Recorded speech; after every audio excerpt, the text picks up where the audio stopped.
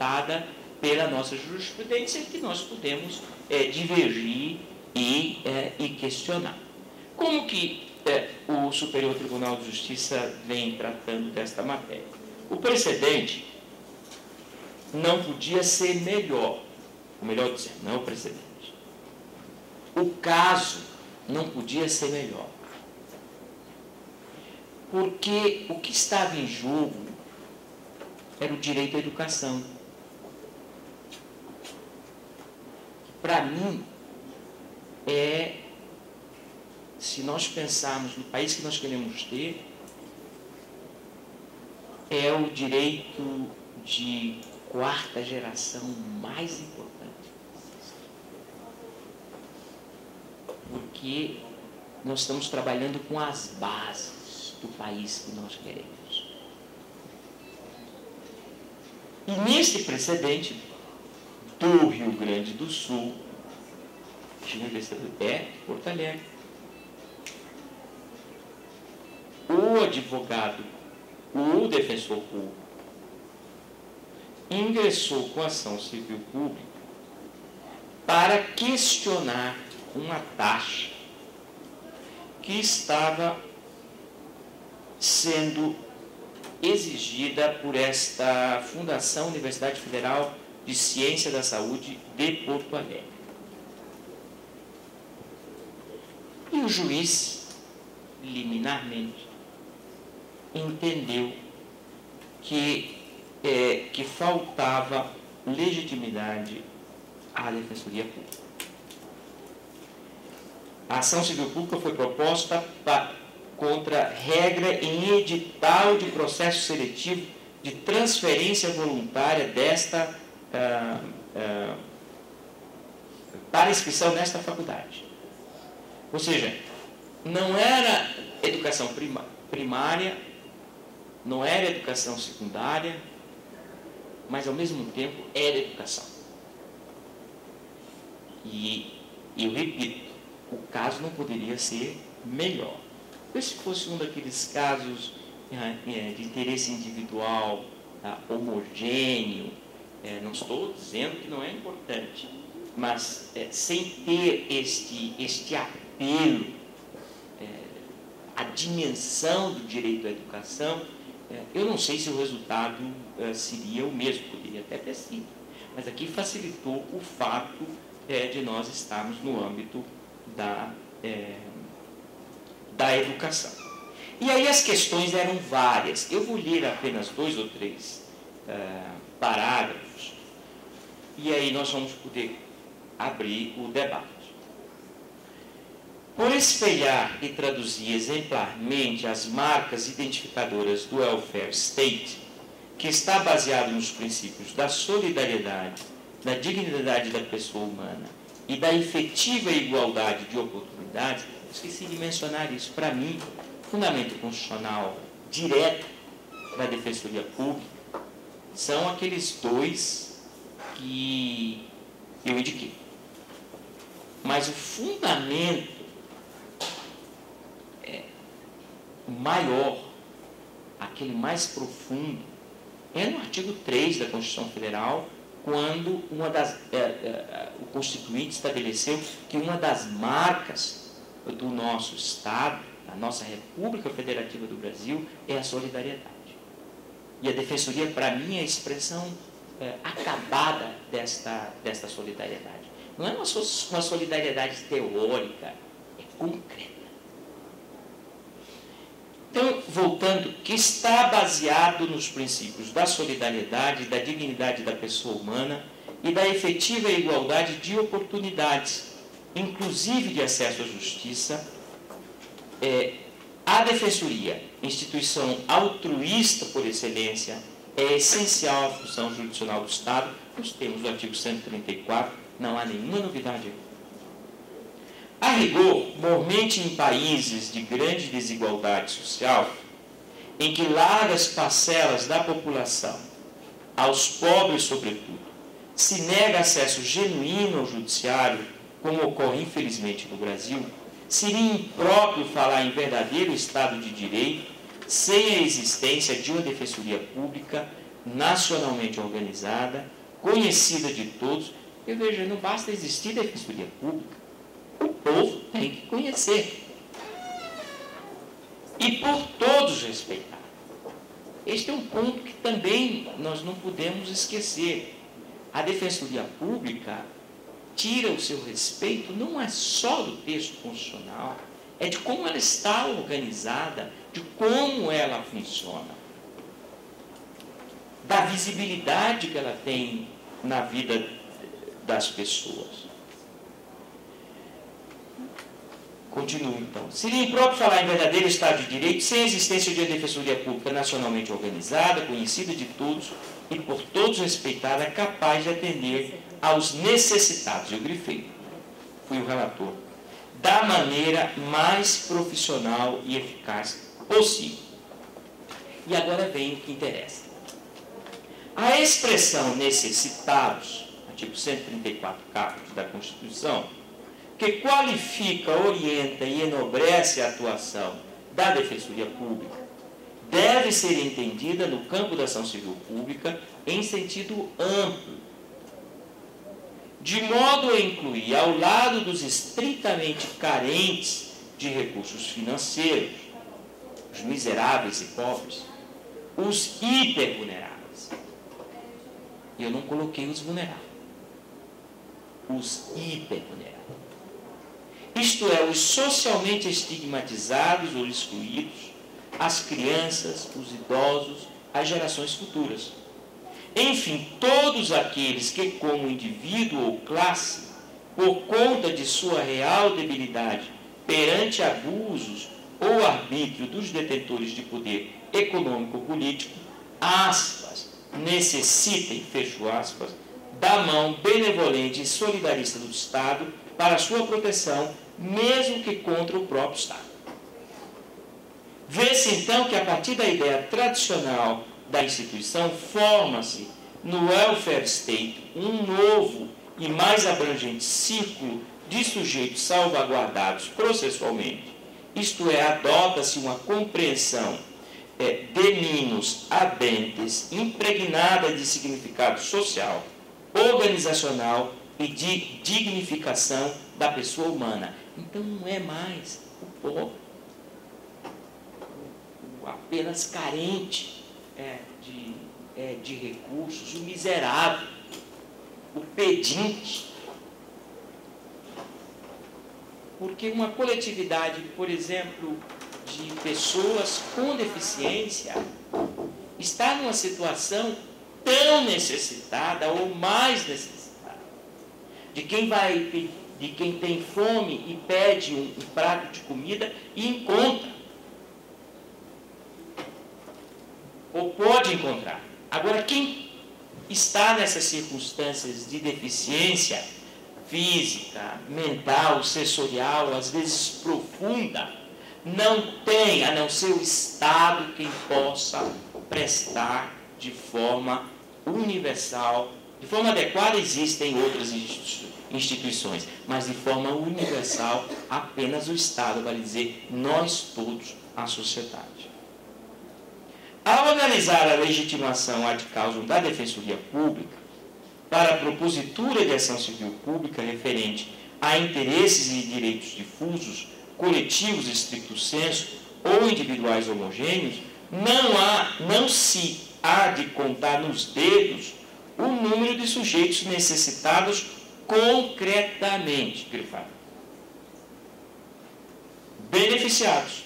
Basta um juízo abstrato, em tese, acerca da extensão subjetiva da prestação jurisdicional, isto é, da sua capacidade de favorecer, mesmo que não exclusivamente, os mais carentes, os hipossuficientes, os desamparados, os hipervulneráveis. A ser diferente, há outros argumentos, mas este para mim é o principal.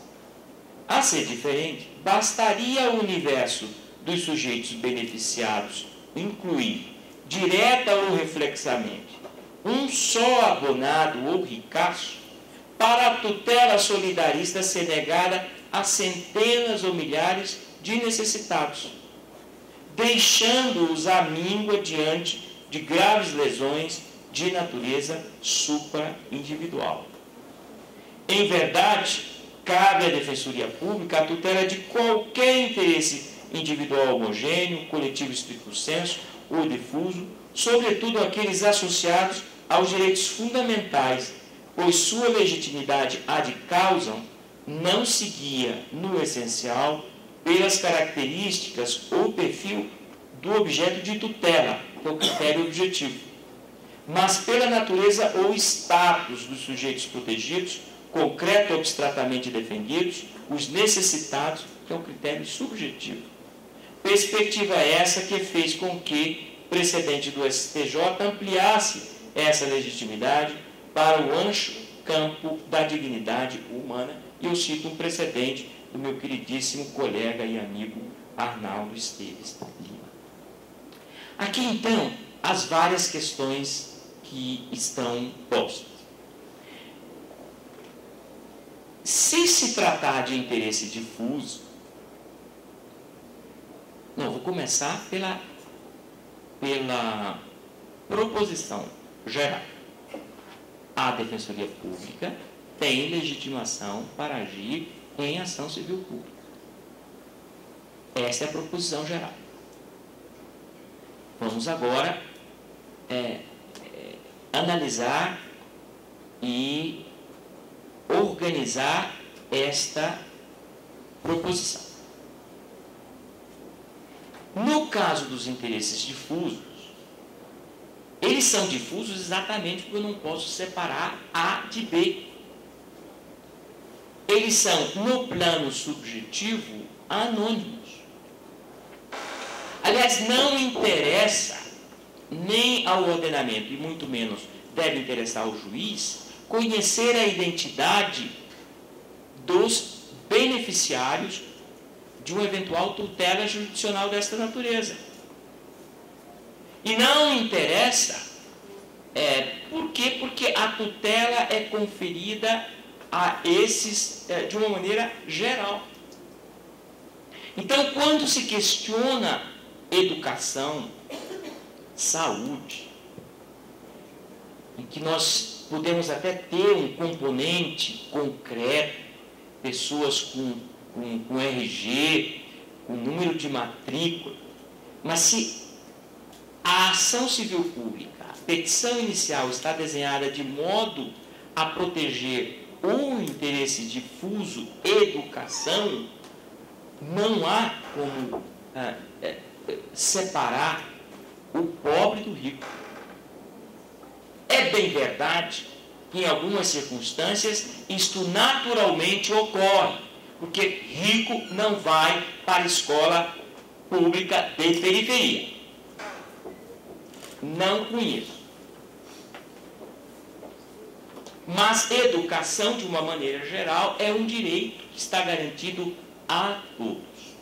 Então não há a menor dúvida que nesses casos de interesses difusos, a legitimação da Defensoria Pública é ampla e, se quiserem, amplíssima. Mais ainda nesses temas associados àquilo que eu chamo de hipervulnerabilidade. Aliás, já houve até tese lá no Rio Grande do Sul sobre a hipervulnerabilidade, o conceito de hipervulnerabilidade. E aí a gente, aquelas coisas que a gente para, é verdade que eu conheço a expressão. Eu nunca pensei que pudesse ter tanto a se dizer sobre uma expressão como essa, ao ponto de se escrever uma dissertação de mestrado, está publicada, tese de doutorado ou dissertação de mestrado. Vejam a importância das palavras do direito. Porque eu disse no outro julgado, nós juízes somos engenheiros da palavra, ou arquitetos, se você tem um aspecto de maior estética, de elegância. Pois bem, interesses difusos, há dificuldade se existe, é mínima. Porque, a não ser que se possa imaginar um interesse difuso que seja característico, típico das elites. Eu não conheço nenhum. Não conheço.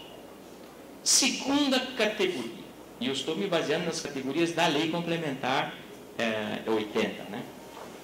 80, da Lei Complementar de 94. A segunda categoria interesses coletivos. E aí já estamos pensando de interesses de agrupamentos que têm alguma individualidade. Aqui eu já acho que, dependendo do caso concreto, nós podemos enfrentar alguma dificuldade. Imaginemos uma ação civil pública para proteção da Defensoria Pública, para a proteção dos investidores na Bolsa de Valores. Seria possível, na petição inicial, se dar um contorno de interesse coletivo e não de interesse individual homogêneo, conforme o desenho. Aqui já há alguma dificuldade. E depois, quando nós chegamos nos interesses individuais homogêneos, igualmente. Porque aqui deve-se analisar o caso concreto. Mas é bom realçar, como ficou realçado no acórdão do STJ, que o critério não é o da exclusividade. Ou seja, a pergunta não é só há necessitados neste grupo. A ideia é se há necessitados neste grupo. Eu não faço nenhum juízo de valor neste momento, porque nós não tratamos deste ponto no julgado, e eu precisaria meditar um pouco mais, se há necessidade, ou se seria pertinente um critério de preponderância dos necessitados. Mas deixo isso para um outro momento. O que é certo é que não se pode transferir à Defensoria Pública a prova diabólica de fazer matematicamente uma demonstração do perfil, por assim dizer, daquele grupo que estaria sendo representado. Na hipótese aqui, o STJ dispensou. E veja, eram interesses individuais homogêneos. O mérito não foi julgado, porque a ação morreu ali mesmo no seu nascedouro. E nós não tecemos não adiantamos nenhum julgamento sobre as questões de fundo que estavam sendo debatidas. Então, estes são os critérios, os desdobramentos possíveis a partir desse diálogo das fontes entre dois dispositivos constitucionais e um dispositivo da Lei Complementar 80. Eu termino com algo que eu falo nas palestras para o Ministério Público. E aqui eu vou falar o mesmo ao inverso. Eles lá não gostam muito, eu imagino que aqui vocês também não vão gostar muito. Ou pelo menos cria algum desconforto. É que, infelizmente, o nosso país é caracterizado pelo universo de violações de direitos, das garantias associadas à dignidade da pessoa humana. Isso significa dizer que nós precisaríamos ter um defensor público e um membro do Ministério Público em cada esquina, não é um policial, seria um defensor público e um membro do Ministério Público, para dar conta das aberrações jurídicas praticadas neste país. Por todos, inclusive por nós que estamos aqui, sem saber, ou melhor dizendo, sem se dar conta. Parar numa vaga ou em cima da faixa de pedestre. E os exemplos poderiam vir aqui aos montes. Ora, a observação que eu faço é porque eu noto que tem Ministério Público querendo fazer às vezes de Defensoria Pública e tem Defensoria Pública querendo fazer às vezes de Ministério Público. Eu preferia vê-los trabalhando conjuntamente. Querem entrar com ação civil pública conjunta? Entrem. Saem amplamente satisfeitos. Aliás, o primeiro inquérito civil conjunto entre MP estadual e MP estadual foi instaurado por mim e pela Ana Lúcia Amaral, que era Procuradora da República de São Paulo, porque os dois ministérios públicos, não, naquela época, início dos anos 90, não se comunicavam e concorriam. Continuam concorrendo. Mas, pelo menos, as possibilidades de diálogo e de cooperação estão abertas. No caso da Defensoria é muito grave, porque existe um cliente da Defensoria Pública que o Ministério Público jamais vai defender, pelo menos não vai defender no cotidiano, que é o réu criminal. E o que nós temos observado em alguns estados, em alguns lugares, é um certo abandono desta missão, a mais nobre de todas, porque tem a ver com o ius libertatis, para ficar brigando sobre ação civil pública, quem propõe uma ação ambiental. Se eu fosse o defensor público, numa situação em que eu estou com uma imensidão de processos criminais e há uma denúncia grave de dano ambiental, o que eu faço? Não posso dar conta de tudo. Ofício ao Ministério Público. Mando tudo. E aí dizendo, se quiser, estou à disposição para entrarmos com ação civil pública juntos. Mas não há ninguém que vá substituir o defensor público no processo criminal. Não há ninguém. Isso não significa dizer que a Defensoria Pública não deve, até para mostrar que faz parte das suas atribuições, entrar com suas ações civis públicas. Mas o que não pode é prejudicar o seu trabalho criminal por conta de ações civis públicas que outros poderiam eventualmente ingressar. Eu já disse que, quando eu falo isso lá no Ministério Público, cria um certo desconforto. Eu espero que aqui tenha criado o mesmo desconforto, porque nós não gostamos muito dessas opiniões de terceiros, muito menos quando são terceiros não abalizados, que vêm opinar sobre o nosso trabalho. Mas aqui eu não poderia deixar de concluir essa parte, vamos dizer, introdutória do diálogo, sem fazer pelo menos uma provocação. Poderia fazer umas outras, não é? Mas aí eu deixo para um outro momento.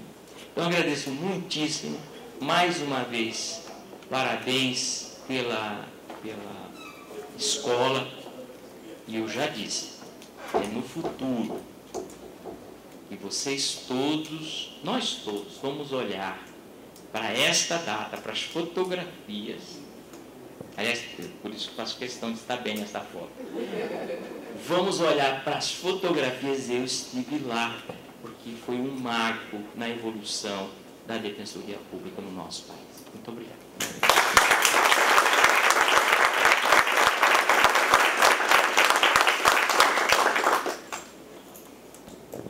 Veja. Claro que pode perguntar, eu só ia elogiar, dizer que nos encantou muito, que nós temos essa grande preocupação, que nós precisamos crescer sem perder a identidade, que é um grande desafio também as tutelas coletivas, mas ninguém pode deixar de se empolgar também com os seus réus, né? Tudo isso, eu só faria umas gentilezas, né? Mas pode perguntar.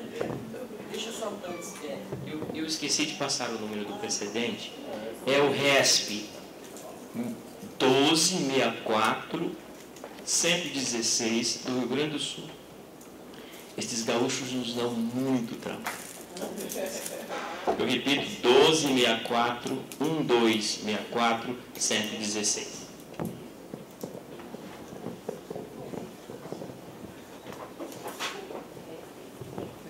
Essa era uma das perguntas, eu quero do resto. Mas convence, Adriano, eu até peço desculpas pela empolgação excessiva, mas a palestra realmente nos inspira, sua fala nos inspirou sobremaneira, ainda mais para quem atua no âmbito da tutela coletiva e para quem tem essa preocupação tremenda com as atribuições da Defensoria Pública, não pela Defensoria Pública em si, porque nós não somos um fim, a instituição não é um fim em si mesmo, mas pelos usuários do serviço da Defensoria Pública, que na verdade é a nossa grande preocupação.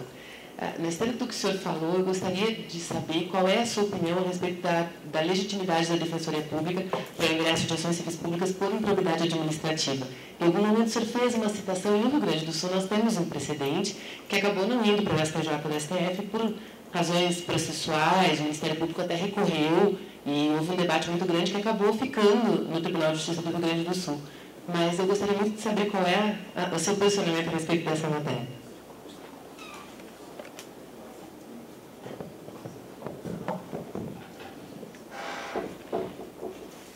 Quando nós estávamos trabalhando na lei da improbidade administrativa,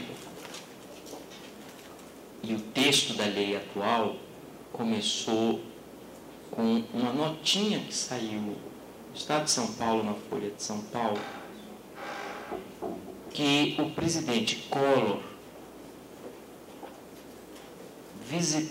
em visita, e eu não me recordo se para reinaugurar um daqueles hotéis históricos, parece que era o hotel de Araxá, teria anunciado a remessa ao Congresso Nacional de um projeto de lei para reformar a lei Bilac-Pinto. No Ministério Público de São Paulo, acabara de ser criada a coordenação dos direitos constitucionais, que era coordenador o Antônio Augusto Camargo Ferraz, que foi um dos autores da Lei da Ação Civil Pública. E eu não tenho na minha biografia este título, que é da ADA, do Kazuo Watanabe, do próprio Antônio Augusto Camargo Ferraz, mas depois, em todas as alterações, isto eu posso colocar no meu currículo, tive participação. E aí eu vi aquilo, levei para... Eu era assessor do Antônio Augusto, e levei aquilo e ele disse, liga lá no Congresso Nacional e vê com quem está esse projeto. Eu passei a semana inteira ligando para o Congresso Nacional e não havia projeto nenhum. E aí, semana seguinte, o Antônio Augusto disse, liga para o Ministério da Justiça. Eu liguei para o Ministério da Justiça, não, nós não mandamos ainda, vamos mandar. E demorou, finalmente mandaram. Eu peguei o texto do projeto de lei e era praticamente cópia da lei Bilac-Pinto. Quem quiser consultar, pode comparar facilmente. E aí, sugeriu ao Antônio Augusto Camargo Ferraz que nós montássemos uma comissão, que num primeiro momento foi só do Ministério Público de São Paulo, e depois nós ampliamos, para preparar emendas. Preparamos mais de 300 emendas. Claro que muitas dessas emendas eram repetidas e entregávamos a parlamentares diferentes. Então, o texto que está hoje na Lei da Improbidade Administrativa não é, em absoluto, o texto do projeto que saiu do Ministério da Justiça, em decorrência dessas emendas. Ele foi reescrito, portanto, e aí a ordem eu já não me recordo, se primeiro foi na Câmara e depois no Senado.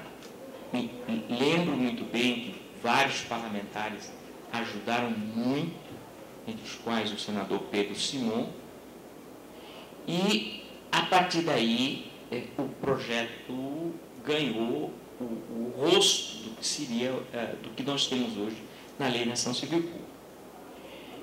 Eu coordenei todas essas emendas e tenho todas elas ainda no meu computador escritas naquele programa Volksreich, que era o que eu utilizava na época. É dificílimo agora de converter para esses novos programas. Agora, por que eu estou contando essa historinha? Porque no que se refere à legitimação para agir, a minha proposta, e que havia sido aceita em uma das casas, salvo engano, era ampla, era a mesma da Lei da Ação Civil Pública. Era igual. Mas o próprio Antônio Augusto e depois o hoje desembargador Voltaire de Lima Moraes tinham especialmente o Voltaire, que na época era presidente da CONAMP, da Confederação Nacional do Ministério Público. E aí na Câmara dos Deputados, além dos parlamentares do Partido dos Trabalhadores, que eram muito ativos na época, mas também alguns parlamentares do que era também, era oposição, que era o PSDB, o Geraldo Alckmin, participou muitíssimo. Então, uma reunião que nós fizemos no cafezinho, naquele salão verde da Câmara dos Deputados, que tinha um cafezinho, hoje não tem mais. O Voltaire de Lima Moraes, de surpresa, fala para o Geraldo Alckmin: mas, deputado, que o Geraldo Alckmin já tinha, alguns parlamentares já tinham manifestado alguma preocupação, né, trazendo o exemplo da ação popular, o uso político da ação popular.